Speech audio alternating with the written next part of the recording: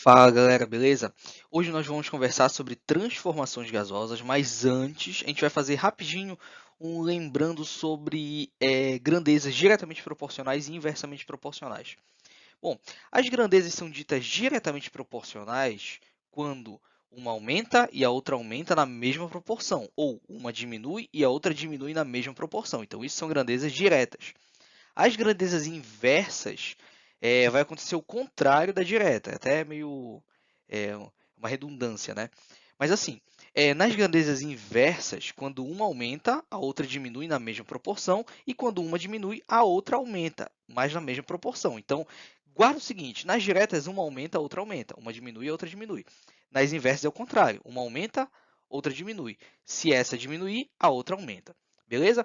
Como é que eu vou reconhecer isso aí numa equação? As diretas se dividem, as inversas se multiplicam. Muito simples. Então, se tu olhar as grandezas se dividindo, eu tenho uma proporção direta. Se as grandezas se multiplicarem, uma proporção inversa, assim como eu tenho no cardzinho aqui amarelinho no canto. Agora, vamos para as transformações. Nós temos três transformações, isotérmica, isobárica e isovolumétrica. A transformação isovolumétrica tem mais dois nomes, isocórica e isométrica. Beleza? A isotérmica, a temperatura se mantém constante. Na isobárica, a pressão se mantém constante.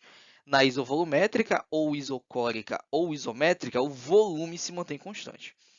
Então, como é que vai ficar a relação de proporcionalidade na isotérmica? Na isotérmica, eu tenho uma multiplicação, ó, P1, V1, P2, V2. Então, quer dizer que pressão e volume se multiplicam.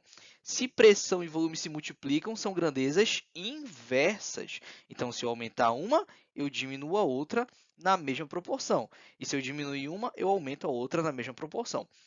A isobárica, eu tenho aqui volume e temperatura, só que a proporção entre elas é uma proporção direta. Então, se eu aumentar o volume, eu aumento a temperatura. Se eu diminuir o volume, eu diminuo também a temperatura, porque elas se dividem, são grandezas diretas. A isovolumétrica, ou isocórica, ou isométrica é a mesma coisa. Eu tenho uma relação de pressão e temperatura. Então, se a pressão aumentar, a temperatura também aumenta. Se a pressão diminuir, a temperatura também diminui. Lembrando que nós temos três variáveis de estado, né? A temperatura, a pressão e o volume. Então, para toda transformação gasosa, eu tenho que analisar as três variáveis: pressão, volume e temperatura.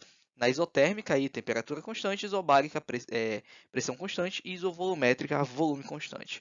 Beleza? Tudo bem? Então, até a próxima.